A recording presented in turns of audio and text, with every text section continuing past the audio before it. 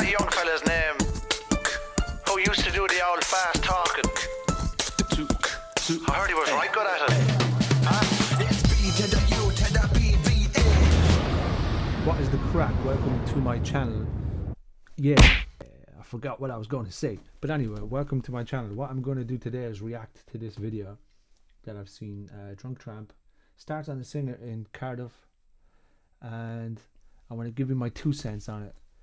Being a street performer for a while now, I've encountered moments like this, so I want to give my 2 cents on everything I think is a little incorrect in this. Nobody gets judged, no one is a dickhead.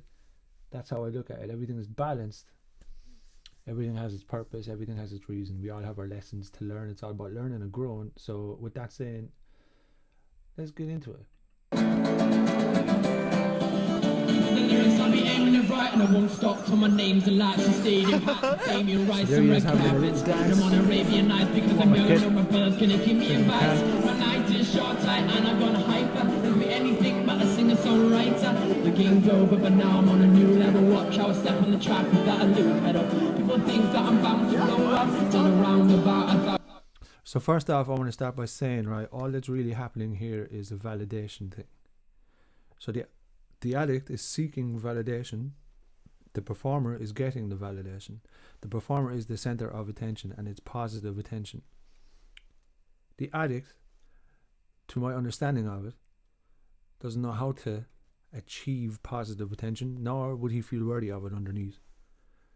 So this is the perfect opportunity for him to get it. That's what he's seeking. That's what's happening underneath. It's the, I'm attracted to that guy who is the center of attention because I'd like to be that myself. My inner child was never validated positively, and this is an opportunity for it.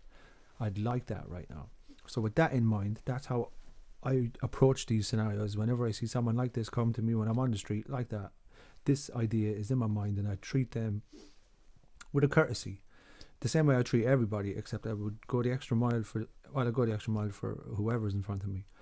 But I just would go the extra mile for him because I understand that it's a hurting inner child who is stuck, let's say, stuck and suppressed and unexpressed. And yeah, so let's just see what happens from here.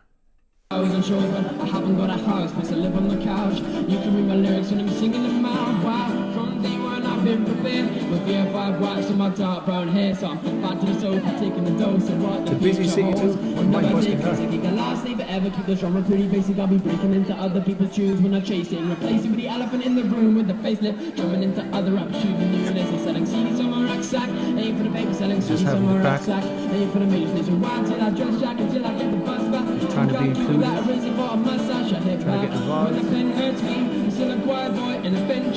At this point, I'd usually take the mic off, let him sing a little bit, just to validate him, just to give him that little bit of validation and to create a friendly banter.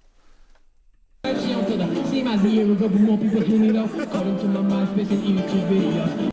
the way I see it is, as a performer, it's your job to create that harmonious environment around you. No matter who's in front of you, you have to control and orchestrate feelings of goodness, harmony, let's say. So the way you do that is by how you treat people and invite them in, invite their inner child out to play, and just have the crack, be free with it. Always doing shows if I'm not in my studio. Truly broke, never growing up, call me Lydia. Made the music maker, reading all the papers. They say I'm up and coming like I'm loving in an elevator. Also, I use backing tracks and I sing and rap to them, so I have the freedom to be able to hand the mic, so the guitar might be in the way for that, like, you know. Now, usually what would be going through a busker's head here is the fear of, is he going to start on me, or is he going to take money out of me? Is he going to take the money out of me case? And the answer is no. If you create that boundary within you and you dominate the space with your presence, let's say, and your intentions, then it just won't happen, because how you act creates a reaction, cause and effect. And if your intention is to create harmony, of course the universe will throw things at you to test you. So this, essentially, what I would like to say, is a test for this performer. Can you harmonize the scenario? Can you find a harmonious outcome? Leave me, man, I don't need you. You need me, man, I don't need you. You need me, man, I don't need you. So you need me, man, I don't need you. That was a lovely little singing. Like, go on, kid. Now he's clapping. Okay, this right there now is where it starts to go haywire. I've seen the video already, like I just needed to analyze, right? So this is where it gets a little haywire, because you can see the intention, or you can see what's happening here between the two of them, is that the performer is a little bit scared. And he's a young man, it's back in 2012, so of course he would be. If you're not used to this scenario, you're only out a little bit busking or outperforming a little bit, you're approached by this. Of course, you're not going to straight off know how to react. So what he did is turned and he was defensive straight away. And as you can see, the homeless guy's hands are up, so now he's defensive. So what started out as a venture for trying to find a bit of joy and validation has now turned into a threat, which is a typical scenario in his lifestyle lives. So here we go again. The bells are ringing. History is repeating itself. Everything is the same. The world is hostile. So I would imagine that the homeless guy views the world as hostile. And that's the vibe that he carries. So you got to meet that vibe, but you got to lift it up with good intentions, good spirit, and you want to bring out the inner child and give it its time. And when you do that, when you validate the person, include them, have a little bit of crack, especially with homeless people, you show them that respect, they give it back, because then you can politely ask them to step aside.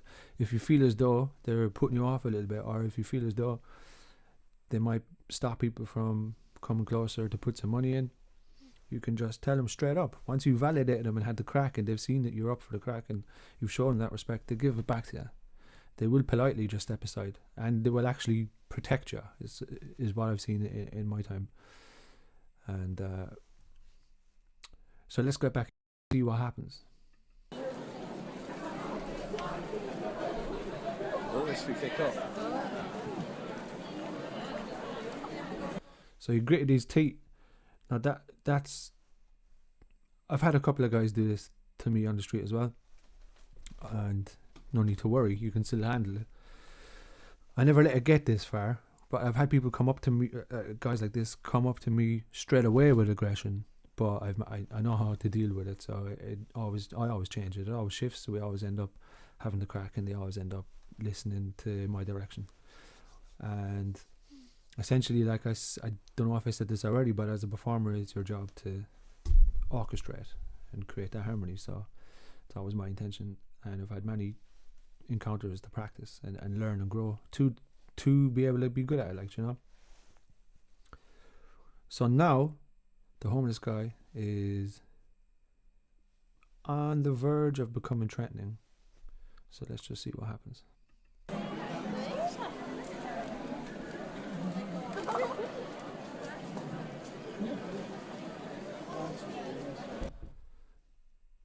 He's going to walk away.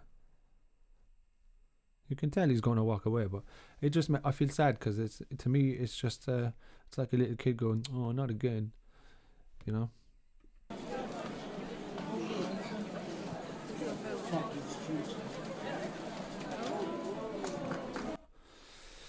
So here we have in steps the hero, another unconscious human being, and obviously he's dealing with a threat and he's trying to protect the singer, which is good, right?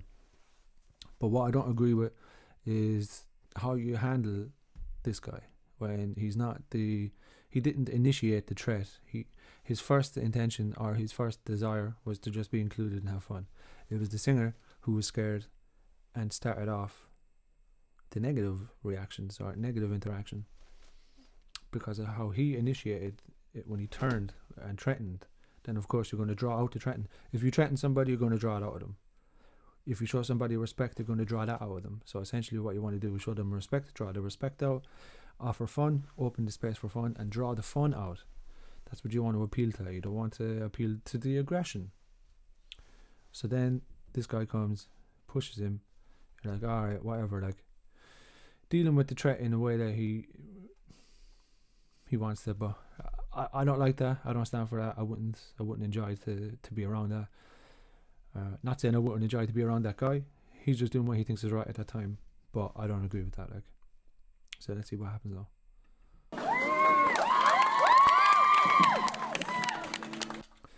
So now the audience are applauding. Well done, boy. Well done. You pushed the homeless guy. Good man.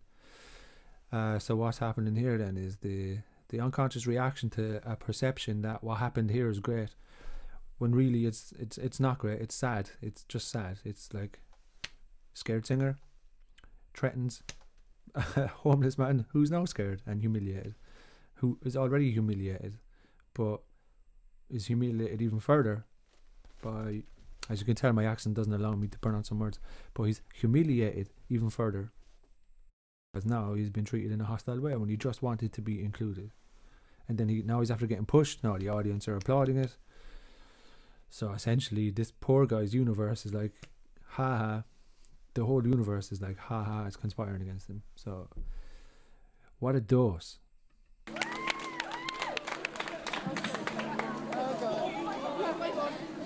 So kick it off. Fuck anything. Now it is an awkward scenario for a performer to be in. I've had a few times where at the beginning I didn't respond in a way which I would have enjoyed responding, and I learned. I was like, the next time I'll respond differently. Like that's how you approach these scenarios. But it is awkward, you know. All eyes are on you, like, and yeah, you want to be handling things in a harmonious way. But anyway, I don't agree with pushing the guy and all that stuff.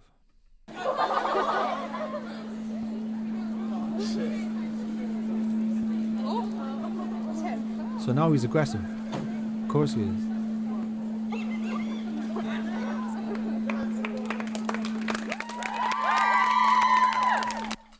And this makes me want to say it in, like, it's just interesting because the homeless guy's vibe is one where the world is hostile towards him and he doesn't know how to receive positive attention.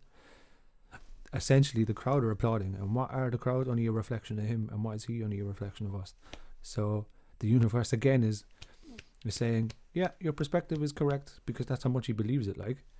And with all this in mind, that's why I like to treat everybody with respect and just be kind and offer the space to enjoy yourself. It's just, I don't know, it just makes me feel a little bit sad, but we all have to live the lives that we have, so here we go.